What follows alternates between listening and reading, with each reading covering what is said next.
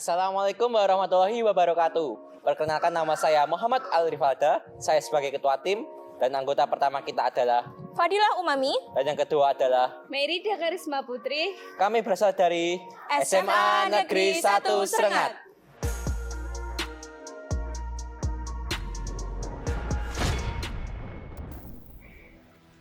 Nah, sebelumnya, untuk melakukan eksperimen mengenai sistem pengangkutan dalam pembuluh tanaman seledri atau Apium graveolens L, tentunya harus berpegang pada dasar teorinya, bukan? Berikut uraian yang perlu dijadikan pedoman dalam eksperimen kali ini. Tumbuhan darat secara umum memiliki dua sistem yang saling terkait dalam fungsi transportasi, yaitu sistem tunas dan sistem akar. Aktivitas transportasi jarak jauh berkaitan dengan berbagai proses, terutama pada stomata daun dan akar. Stomata daun sebagai pengatur laju transpirasi dengan membuka maupun menutup. Air serta mineral terlarut diabsorpsi oleh epidermis, korteks, melewati endodermis, dan memasuki pembuluh xilem. Pengangkutan ini sejalan dengan hukum fisika, yaitu kapilaritas pada dinding pembuluh dan adhesi juga kohesi, yang menyebabkan gerakan ke atas melawan gaya gravitasi bumi. Mekanisme fisika juga berlaku pada proses transportasi dalam pembuluh floem. Akibat adanya perbedaan konsentrasi dan tekanan pada sel, transportasi secara pasif maupun aktif berlangsung perpindahan gula dari jaringan mesofil menuju zinc cell. Alat dan bahan yang diperlukan: 1. Pisau atau cutter. 2. Penggaris. 3. Botol bekas air mineral ukuran 1,5 liter yang dipotong setinggi 15 cm. 4. Seledri atau Apium graveolens L dengan daun dan batang yang segar. 5. Pewarna makanan cair warna merah secukupnya. 6. Air sebanyak 263 ml. Untuk alat dan bahan tambahan yang kami perlukan: 1. Loop atau kaca pembesar. 2. Pinset. 3. Kaca arloji. 4. Pipet tetes. Untuk melakukan eksperimen sistem pengangkutan dalam pembuluh tanaman seledri atau Apium graveolens L, berikut tahapan yang kami lakukan. Nah, langkah-langkah yang perlu diperhatikan dalam eksperimen kali ini: 1. Menyiapkan alat dan bahan yang diperlukan, serta pastikan melakukan praktikum di tempat yang aman.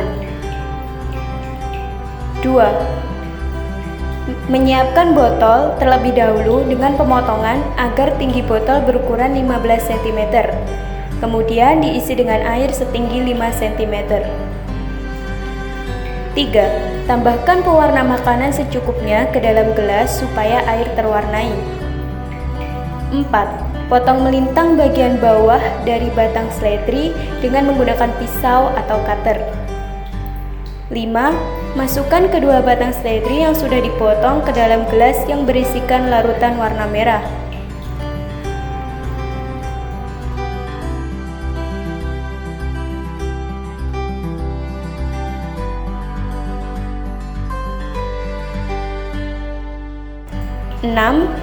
Salah satu batang seledri dikeluarkan dari gelas setelah 12 jam.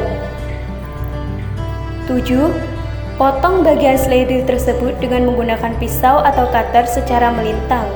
Selanjutnya, ambil bagian bawah, tengah, dan atas seledri dengan ukuran 2,5 cm. Selanjutnya, biarkan batang seledri yang tersisa selama 24 jam. Yang terakhir, potong batang tersebut menjadi 3 bagian, seperti pada langkah sebelumnya.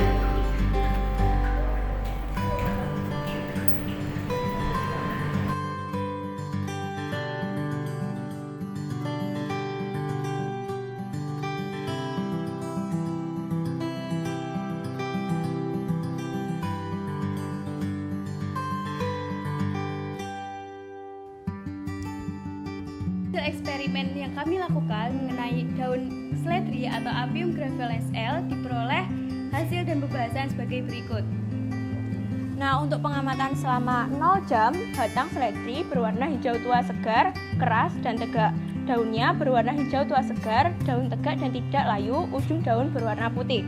Setelah mengalami perendaman dalam air berwarna merah selama 3 jam, batang seledri berwarna hijau dengan garis merah hampir transparan. Sedangkan daunnya berwarna hijau tua segar, ujung daun berwarna kemerahan. Setelah mengalami perendaman selama 6 jam, batang berwarna hijau muda agak tua dengan garis merah semakin pekat dan warna merah di ketiak daun.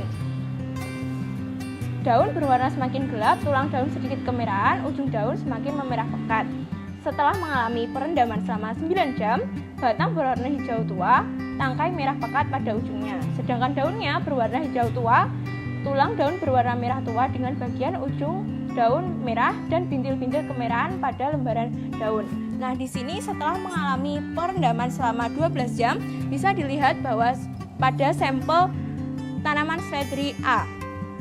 A1 adalah sampel tanaman seledri yang dipotong pada bagian atas.